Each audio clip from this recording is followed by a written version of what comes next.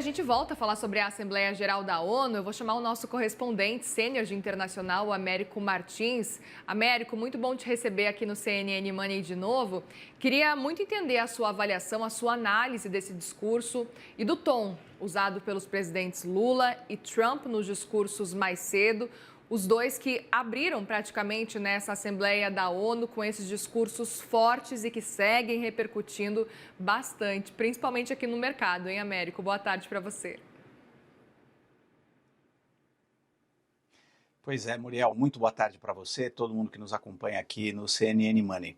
É claro que para o Brasil, a grande novidade, a grande notícia, a grande esperança foi esse aceno feito pelo presidente Donald Trump para o Brasil, esse encontro fortuito, inclusive, que ele teve com o presidente Lula ali na antecâmara do plenário da ONU, e as palavras que ele dedicou aí ao presidente, abrindo espaço finalmente para uma possibilidade de negociação direta entre os dois governos. A Casa Branca vinha fechando essas tentativas de negociação que estavam sendo feitas pelos diplomatas e pelo governo brasileiro. Agora, com esse aceno, um aceno feito em público, em plena Assembleia Geral da ONU, para o mundo inteiro, isso cria a real possibilidade desse encontro, de uma conversa que poderia trazer alívio para essas sanções que foram aplicadas contra autoridades brasileiras e, especialmente, também uma negociação com relação às tarifas. O presidente Lula, no seu discurso, inclusive, deixou claro quais são os limites do governo brasileiro,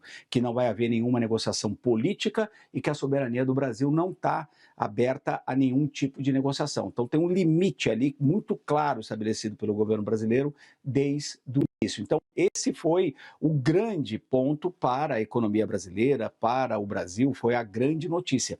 E também é muito importante a gente destacar isso, Muriel, não é todo dia que um presidente dos Estados Unidos menciona um outro país por 2 minutos durante um discurso na Assembleia Geral da ONU. Quando eles fazem isso, normalmente é para criticar duramente esse outro país, um país que normalmente eles estão em conflito. Então é muito importante, inclusive, um reconhecimento da importância do Brasil, da importância da economia do Brasil e dos esforços do governo Lula de tentar ganhar um espaço maior do Brasil no multilateralismo, na geografia, no tabuleiro da geografia, da geopolítica mundial. Então, é um reconhecimento ali da importância do Brasil, basicamente. Agora, indo especificamente de uma maneira mais geral aos dois discursos, Muriel, e ontem a gente chegou a comentar isso, que iam ser discursos muito díspares, muito divergentes, muito opostos, e foi exatamente isso que aconteceu.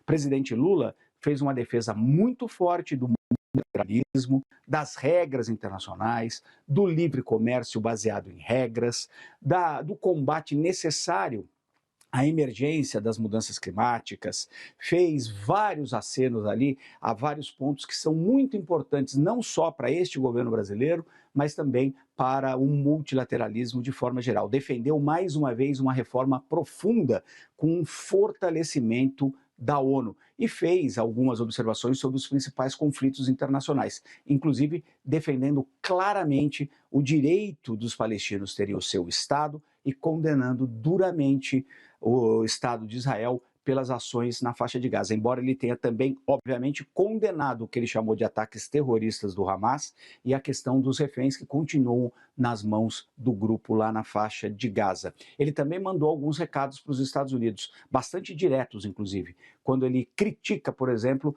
as ações da Marinha Americana, que chegou a torpedear e afundar 3 navios, alegadamente levando drogas para os Estados Unidos, o que o presidente Lula classificou como uma execução sem um processo judicial. Então foi um discurso bastante forte, especialmente em defesa do multilateralismo, das regras comerciais internacionais e avisando que a soberania do Brasil não está em jogo, não está sendo negociada. O presidente Donald Trump fez um discurso completamente diferente, um discurso muito mais conservador. O discurso do presidente Lula a gente pode chamar de um discurso bastante progressista.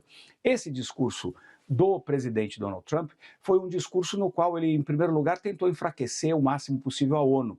Ele que já retirou os Estados Unidos dos acordos de Paris, já tirou da Unesco, já reduziu as verbas que os Estados Unidos passam para a ONU, fez várias reclamações, fez um discurso que era muito voltado ao seu próprio público, quase como se ele continuasse em campanha Então ele falou muito do ex-presidente Joe Biden, das realizações que ele supostamente está fazendo nos Estados Unidos, criticou a questão da imigração, criticou muito duramente essa agenda multilateral. Chegou a dizer, por exemplo, que as pessoas que faziam os estudos sobre mudanças climáticas eram, aspas dele, burras, fecha aspas. Uma frase que você não usa numa Assembleia Geral da ONU, ainda mais quando esses estudos são cientificamente provados. Ele fez uma defesa muito forte da exploração de petróleo, por exemplo, ignorando completamente o que ele chamou de basicamente uma balela, que seriam as questões relacionadas às mudanças climáticas. Então foi um discurso muito voltado para o seu próprio eleitorado, quase como se ele estivesse em campanha.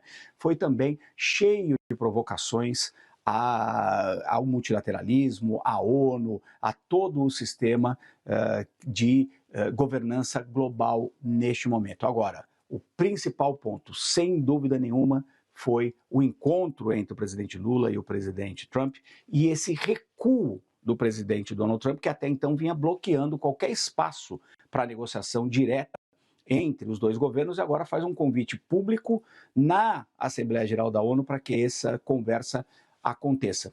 Tendo em vista o perfil do presidente Donald Trump, que não tem o menor problema em mudar de opinião, em recuar, existe esperança de que, de fato, ele possa rever algumas dessas sanções contra o Brasil, essas tarifas. Claro que isso vai depender de muita negociação, mas as informações que a gente tem é que o Itamaraty estaria aberto para que esse encontro acontecesse e acontecesse rapidamente.